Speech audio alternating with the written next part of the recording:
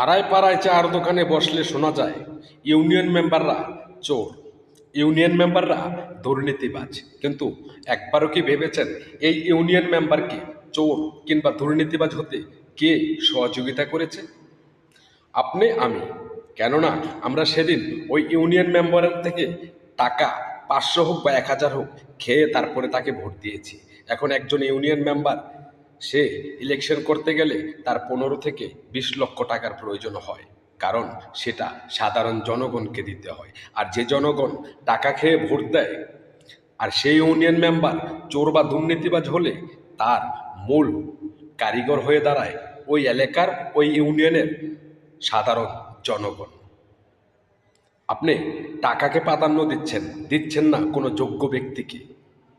আর যখন আপনি টাকা খেয়েই তাকে ভোট দিলেন, তখন সে দুর্নীতিবাজ হোক কিংবা চোর, তাকে সেটা বলার অধিকারটুকু আমি মনে করি আপনার নেই। কেননা আপনি সেদিন টাকার কাছে বিক্রি হয়ে গিয়েছিলেন।